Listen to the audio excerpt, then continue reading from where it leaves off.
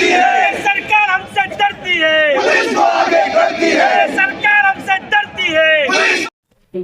दोस्तों नमस्कार। इस समय हम मौजूद है विरार में, जहां विरार पुलिस स्टेशन के करीब आज अंबेडकरवादी संगठन ने एक निषेध आंदोलन यहाँ किया हुआ है। आप देख सकते हैं इस समय लोग नारेबाजी कर रहे हैं। और दरअसल आपको बता दें कि हाल ही में परभणी जिले में जो घटना घटित हुई, वहाँ पर संविधान की कृति को जिस तरह से क्षति पहुंचाई गई, उसके बाद वहाँ एक आंदोलन खड़ा हुआ और उस आंदोलन में पुलिस ने आंदोलनकर्ताओं के ऊपर लाठीचार्ज किया, आंदोलनकर्ताओं को हिरासत में लिया। उसी दौरान हिंसा भड़की और पुलिस की लाठी से सूर्यवंशी नाम के एक आंदोलनकर्ता है, उनकी मौत हुई। उस पर यहाँ ये आंदोलनकर्ता जो अभी इस समय आंदोलन कर रहे हैं, संगठन अंबेडकर संगठन, ये मांग कर रहे हैं कि उस मामले में जिम्मेदार अधिकारी है उसके ऊपर कार्रवाई हो, उसकी हकाल पट्टी हो।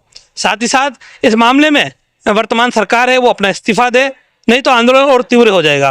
ये आंदोलन होना था विरार पुलिस स्टेशन के बाहर परिसर में, लेकिन विरार पुलिस ने आंदोलन को वहाँ रोका। तो ये मुख्यालय जो महानगर पालिका का जूना मुख्यालय का परिसर है, जहाँ पर पार्किंग और बस स्टॉप है, यहाँ पर आंदोलन हुआ।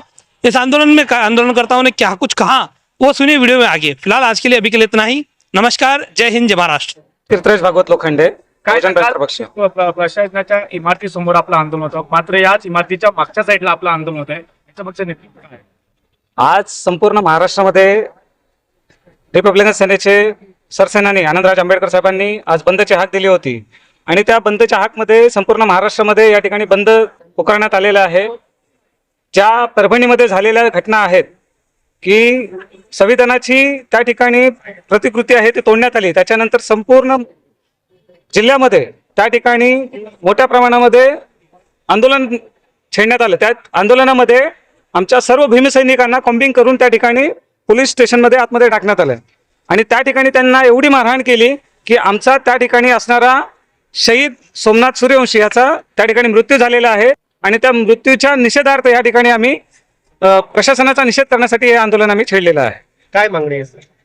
सर्वप्रथम या प्रशासनाचा मी निषेध करत, जो अशोक घोरबांड आहे हा एक जातीवादी पीआय आहे, तो जातीवादी पीआयचं पहिलं त्या ठिकाणी पोलीस सेवेतून त्याचं निलंबन करण्यात यावं आणि त्याचबरोबर त्याला जे खतपाणी देणारे किंवा त्याला जे पाठीशी घालणारे फडणवीस सारखे जे आत्ताचे जातीवादी मुख्यमंत्री आहेत त्यांनी देखील राजीनामा दिला पाहिजे। जर त्या निलंबन झालं नाही तर पुढचं आंदोलन उग्र असेल की शांततेत? नाही, जर का त्यांचं निलंबन झालं नाही तर हे नॉर्मली आपण ह्या ठिकाणी छोटे छोटे आंदोलन घेतलेले आहेत, पण ह्याच्यापेक्षा उग्र आंदोलन करून, कारण का त्या अशोक घोरबांड जो पीआय आहे त्याचं एकच हे असं प्रकरण नाहीये जे भीमा कोरेगाव आहे, नांदेड ग्रामीणच्या भागामध्ये जे अक्षय भालेराव हत्याकांड आहे, त्याच्यानंतर हे परभणीचं, असे 3 प्रकरणं त्याच्या माध्यमातून घडलेले आहेत। अशा जर जातीवादी पीआयचं जर निलंबन होणार नसेल तर अख्ख्या महाराष्ट्रामध्ये पूर्ण त्याच्या विरोधात जनाक्रोश मोर्चा निघणार आणि त्याचं त्यांना उत्तर द्यावं लागेल आणि ह्याला सर्वस्वी जिम्मेदार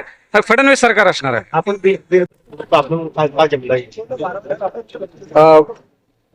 घटना हा अस्मितेचा प्रश्न आहे आणि सगळ्या देशाचा प्रश्न आहे खरं म्हणजे, कारण संविधान हे केवळ शेड्यूल कास्ट आणि शेड्यूल ट्राईबचं नाहीये, हे देशाचं संविधान आहे। कोणीतरी व्यक्ती अशा पद्धतीने जर विटंबना करत असेल आणि केवळ फुले शाहू आंबेडकरांचेच लोक यांनाच रस्त्यावर यावं लागत असेल, ह्या देशाचं दुर्दैव आहे की एक माथेफिरू, त्याला माथेफिरू म्हणतात, जेव्हा त्याला आता आमच्या भगिनी बोलल्या की जेव्हा जेव्हा अशा विटंबनेच्या घटना करतात तो माथेफिरूच कसा काय असतो, म्हणजे तो सायकोच कसा काय असतो। आणि याच्यापूर्वी भीमा कोरेगावची घटना घडली, त्याच्यानंतर किती मोठा उद्रेक झाला आणि जेव्हा जेव्हा अशा घटना होतात तर हेच पोलीस इन्स्पेक्टर असतात, मला वाटतं दुसरी की तिसरी रिपीट घटना आहे। त्या सरकारचा खरं म्हणजे हे निर्दयी सरकार आहे आणि या निर्दयी सरकारला प्रत्येक वेळेस अशा पद्धतीने जातीय दंगली घडवायच्या आहेत की काय असं समाजाला वाटतं। तर सरकारने अशा पद्धतीने या राज्यामध्ये शांतता आणि सुव्यवस्था निर्माण व्हायला पाहिजे। मी पुन्हा येईन कशासाठी, तर या राज्यामध्ये शांतता आणि सुव्यवस्था निर्माण करण्यासाठी यावं। मी पुन्हा येईन आणि अशा दंगली घडतील अशा जर लोकांच्या वृत्ती असेल तर मग या राज्यामध्ये काही खरं नाही। आणि मागणी हीच आहे की अशा पद्धतीच्या घटना वारंवार घडू नयेत आणि घडल्यावर त्याला त्वरित सरकारने याच्यावर निर्बंध निर्माण करायला पाहिजेत आणि ज्या विनाकारण लोकांचं ते कोम्बिंग ऑपरेशन करून सुशिक्षित लोक होती ती, त्यातला एक नगरसेवक होता, एका कुटुंबामधले 4-4, 5-5 लोकांना डिटेन करण्यात आलेलं आहे कोम्बिंग ऑपरेशनच्या नावाखाली.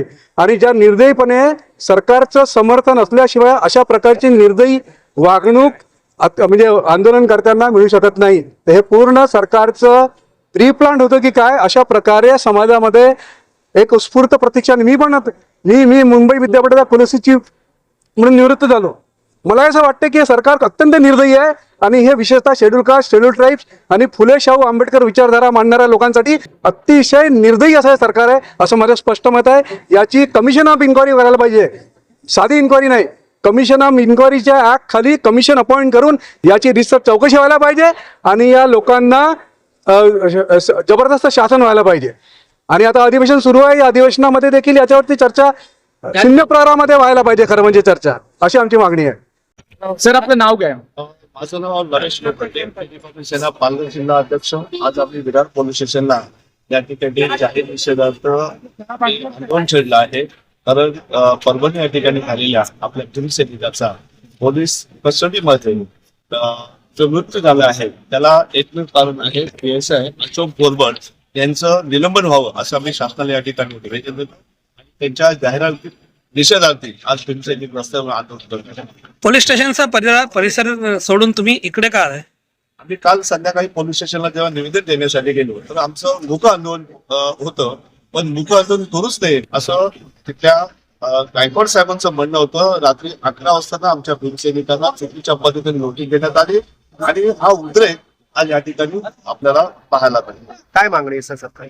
आमची मागणी एवढीच आहे, भीमसैनिकावरती चुकीच्या पद्धतीने ज्या तुम्ही कोम्बिंग ऑपरेशन करताय ते थांबवलं पाहिजे शासनाने. आणि देवेंद्र फडणवीस यांनी राजीनामा द्यावा, कारण हे निकंप सरकार आहे. कारण हे जेव्हा देवेंद्र फडणवीस महाराष्ट्राचे मुख्यमंत्री झाले तर पहिला 2014 त्यांनी भीमा कोरेगाव हे दंग घडवली. त्यानंतर हे असे अनेक वस्त्यांवरती दंगे घडत आहेत. सर आपलं नाव काय? सुरेश मंचेकर. काय सांगाल, आज तुम्ही एक आंदोलन छेडलेलं आहे, याच्या मागचं नक्की कारण काय? नक्की कारण म्हणजे काल परभणी या ठिकाणी की डॉक्टर बाबासाहेबांनी संविधान दिलं, ते सोन्याची प्रत एका माथे फिरवून त्या ठिकाणी तोडण्याचं काम केलं. त्यानुसार परभणी या ठिकाणी ते बंद करण्याचं आव्हान आम्ही भीमसैनिकांना त्या ठिकाणी घेतलं होतं. आणि त्या निषेधात आज या ठिकाणी आदरणीय आमचे आनंदराव आंबेडकर साहेब सभापती यांनी या ठिकाणी बंदचा आवाज दिला, म्हणून या ठिकाणी निषेध करण्यासाठी आणि आमचा शहीद झालेला सूर्यवंशी यांचा निषेधात शासनाचा निषेध करण्यासाठी या ठिकाणी आम्ही सर्वजण समाज बांधव या ठिकाणी निषेध करतो. आपण पोलीस दलावर आरोप करतात, काय सांगणार? आरोप काय तुमच्या नेमका? आरोप म्हणजे साहेब आमचा जो शहीद झालेला जवान जो आहे आणि अशोक गुलबर्डे यांचं जो तिथं ऑफिसर बसते ना त्याची त्या ठिकाणी अक्कलपट्टी व्हायला पाहिजे किंवा ते निलंबन त्याचं व्हायला पाहिजे, हा उद्देशाने आमचा समाज इथे जागृत झालेला आहे. तर क्या कहेंगे आज ये आंदोलन किस विषय में? जो आंदोलन वो परभनी में गए दिनों जो संविधान की जो प्रतिमा थी, वो संविधान की प्रतिमा कुछ समाज कंटकों ने तोड़फोड़ की थी. उसके विरोध में जब अंबेडकरी समाज का जनाक्रोश रास्ते पर उतरा था, वो जनाक्रोश के ऊपर जिस तरह से पुलिस प्रशासन ने लाठीचार्ज किया और उस लाठीचार्ज में हमारा एक भीम सैनिक जो है सूर्यवंशी, उसका कल इंतकाल हो गया था. और उस यानी ये जो मृत्यु हुआ, इंतकाल हुआ, हमारा स्पष्ट आरोप है जो इंतकाल हुआ है वो प्रशासन ने किया हुआ मर्डर है, खून है, और उस खून के निषेधार्थ ये आंदोलन है. क्या मांगनी है सरकार से? हमारी यही मांगनी है कि पहली यानी जो मुख्यमंत्री देवेंद्र फडणवीस ने मुख्यमंत्री पद का राजीनामा देना चाहिए, अजित पवार ने राजीनामा देना चाहिए, एकनाथ शिंदे ने राजीनामा देना चाहिए, क्योंकि ये सरकार पूरी निकम्मी है. इस सरकार के कार्यकाल में जितने ज्यादातर केसेस जो जातिवाद के अंबेडकरी अनुयायियों पर हुए वो किसी भी अन्य सरकार के कार्यकाल में नहीं हुए. इसके लिए हम उनकी राजीनामा की मांग करते हैं. आप PI को हटाने की मांग कर रहे हैं, इसके पीछे क्या कारण? जो घोरबान करके पिया है अशोक घोरबान परभनी क्राइम ब्रांच में, उनका पूरा पास देखा जाएगा तो वही घोरबान पुणे में जो कई सालों पहले भीमा कोरेगांव हुआ था, भीमा कोरेगांव में जो दंगले उसने थी, तो उस टाइम पे वही पीआई थे। नांदेड़ में जो एक भीम सैनिक था अक्षय भालेराव करके, उसका मर्डर हुआ था जाति द्वेष के वजह से, उस मर्डर केस में भी यही पीआई थे। आज परभनी के केस में भी यही पिया है, और ये जो पिया है वो देवेंद्र फडणवीस के निकटवर्ती है कहा जाते हैं, माना जाता है, और देवेंद्र फडणवीस के कहने पर ही ये सब माहौल बिगाड़ने का काम चालू है, जातीय दंगे फैलाने का काम चालू है। देवेंद्र फडणवीस की मानसिकता है कि आगे होने वाले जो नगर पालिका के इलेक्शन है वो जातीय दंगे पर कैसे जीते जाए, यही उनकी मानसिकता है। यही इसके लिए हम लोग रास्ते पे उतरे। हमारे चैनल सैफ न्यूज लाइव पर अपने व्यापार और सेवा से संबंधित विज्ञापन प्रसारण हेतु दिए गए मोबाइल नंबर पर संपर्क करें।